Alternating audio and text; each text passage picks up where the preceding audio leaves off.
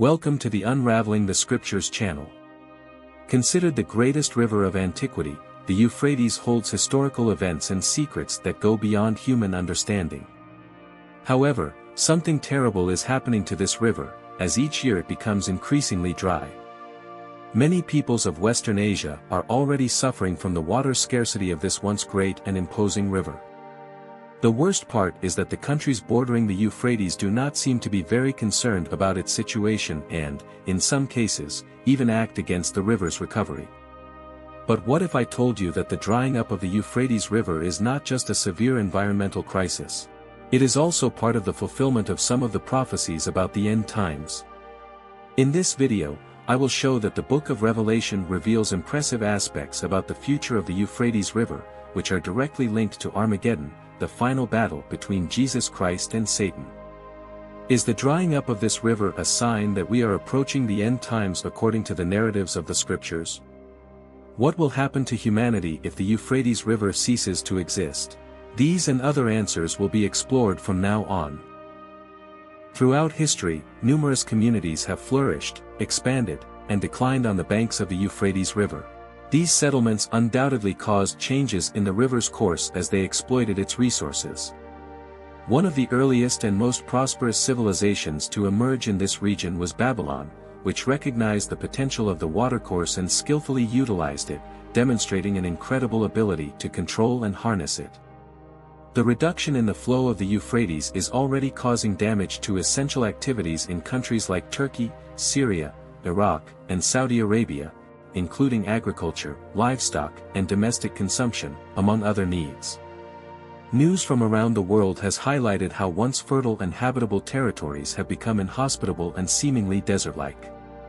It is evident that many nations and millions of people depend on the Euphrates water resources, and it is not a simple solution to ask people to stop consuming an element vital for their subsistence. However, the concern at the heart of discussions among experts and environmentalists is greed, uncontrolled consumption, and, above all, the lack of consideration for sustainable methods that ensure the use of what is necessary while preserving this natural treasure for future generations. The majestic body of water that was once visible even from space is today but a shadow of what it once was. In addition to the negative impacts on the nations situated along its banks and the historical context it represents, it is crucial to highlight the environmental damage resulting from the drastic reduction in the Euphrates River's flow. This reduction has profoundly affected the biodiversity and ecosystem that depend on its waters. Unless alternatives and solutions are identified and implemented immediately, the effects of this degradation will spread to other regions that do not have a direct dependence on the Euphrates banks. According to the latest UN reports on the subject, another consequence of the depletion of the Euphrates River is the displacement of millions of people who depended on these resources to survive. They have had no choice but to migrate to large urban centers in search of new opportunities. This has resulted in a complete transformation of their lifestyles and traditions as they adapt to this new reality.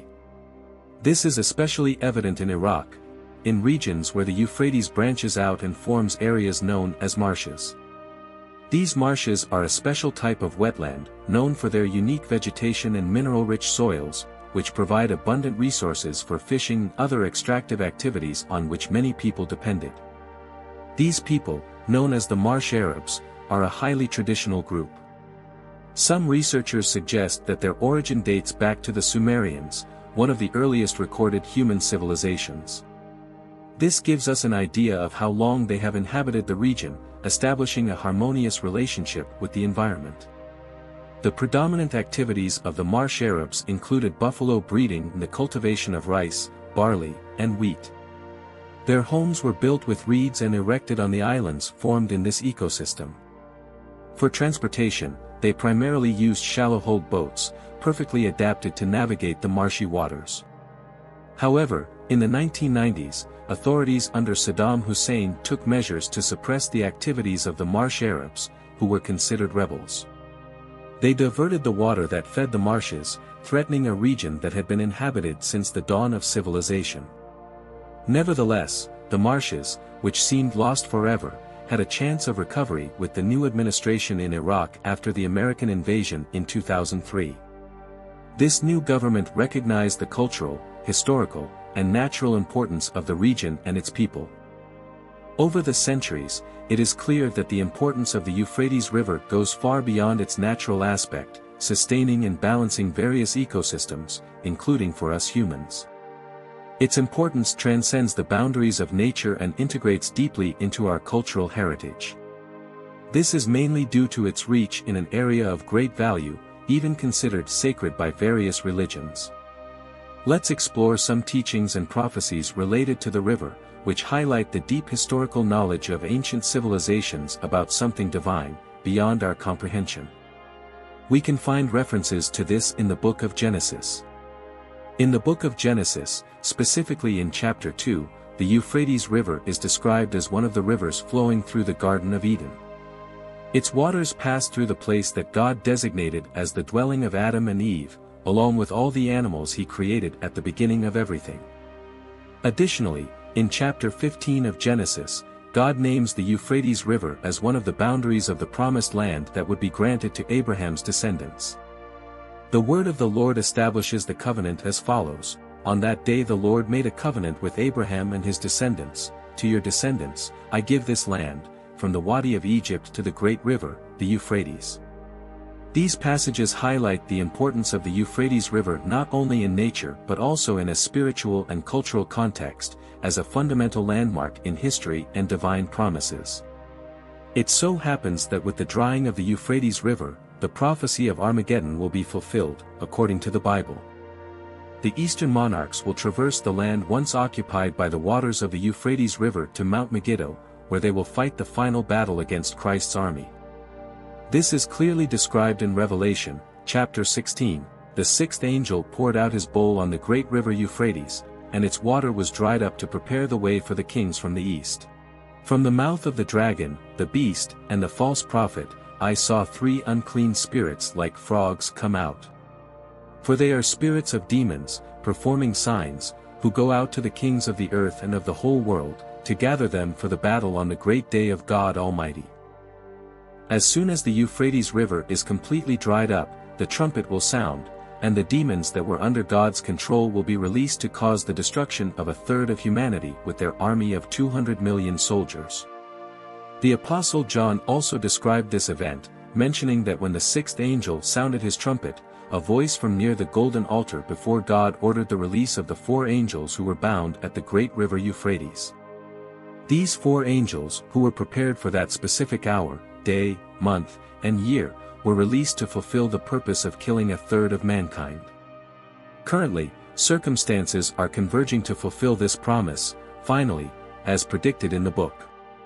It foresees that a vast army from the east will cross the river, marking a crucial moment that indicates the final confrontation between the forces of good and evil.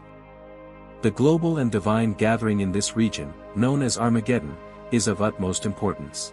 This is not only due to its influence on determining the outcome of the times but also for its resonance in other prophecies of various religions.